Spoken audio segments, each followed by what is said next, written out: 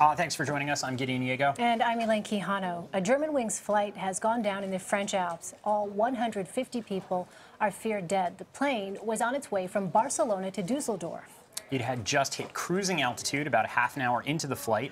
Before it began its descent, Germanwings officials say that the plane made a steep descent for 8 minutes. The CEO spoke moments ago. We have, right now, we are 3 hours after the incident.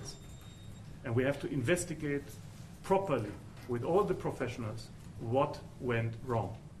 The moment we know what went wrong, of course, there will be measurements immediately in place to have an incident like this never happen again. Still trying to get a clear understanding of what took place. For some context, we're joined now by Jeff Wise. He's an aviation journalist. Jeff, who joins us via Skype. Thanks for joining us this morning. My pleasure. Thanks for having me. So, Jeff, what can you tell us a little bit about that 8-minute descent? We know that that was the rate of fall. What does that mean was going on with the plane at the time? Well, we really don't know what was going on with the plane. It's, as the man just said, it's very early days. But from the limited information we have available to us right now, it seems that the plane was cruising along at 38,000 feet. It then began to descend quickly, not catastrophically quickly, but very speedily, about 3,000 to 4,000 feet per minute, but at an airspeed that's consistent with what the plane normally flies at. So it doesn't seem to be like an uncontrolled fall from altitude.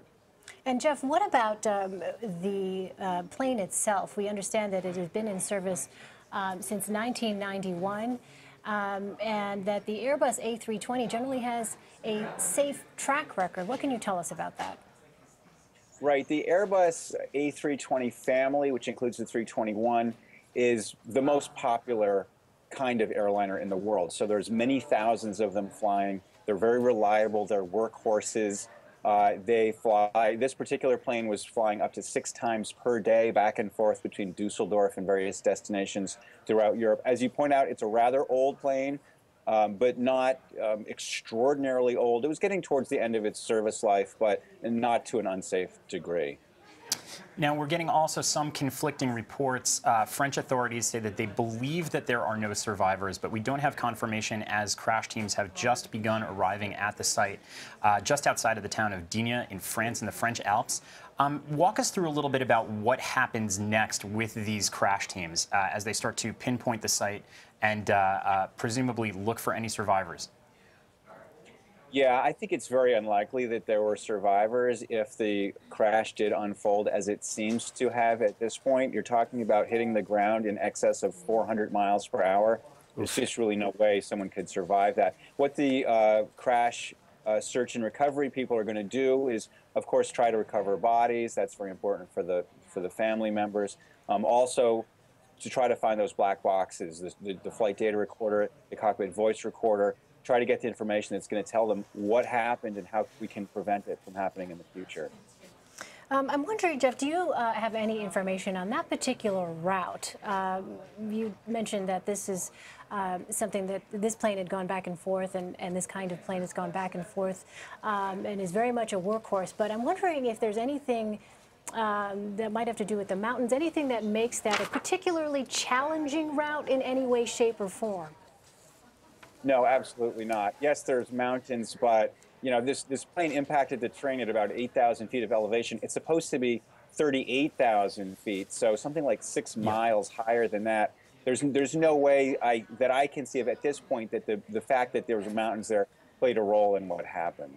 Just coincidence, I think. Now, Jeff, you had mentioned that earlier in November there was a similar incident with a similar Airbus operated by Lufthansa. Can you tell us a little bit more about that?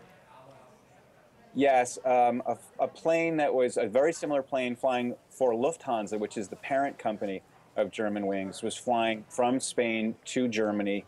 And it began a similar kind of descent. Now, we don't know if it was for the same reason, but the same rate of descent. This was due to the fact that a kind of sensor called an angle of attack sensor became frozen and suggested to the autopilot. The autopilot thought that maybe the plane was flying very slowly, was about to stall.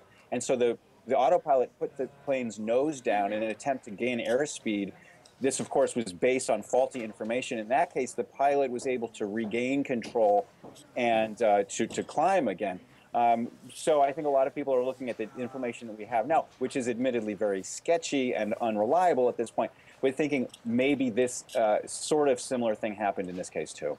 And is that the kind of icing of the sensors? Is that something that happens regularly? Is that something that happens specifically in mountainous and environments or in specific weather conditions like the Germanwings flight was flying today?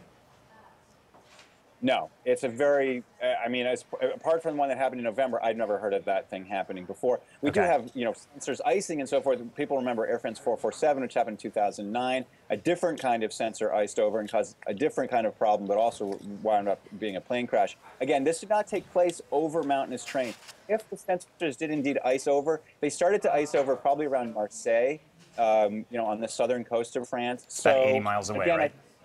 Miles away, and I think that I think the fact that it impacted terrain in the mountains is probably coincidental.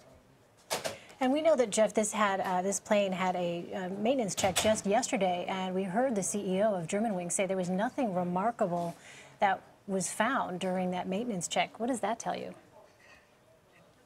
Well, it just reminds me that it's too early to really start talking definitively about causes. We're just trying to cast our net and try to find what might be a cause.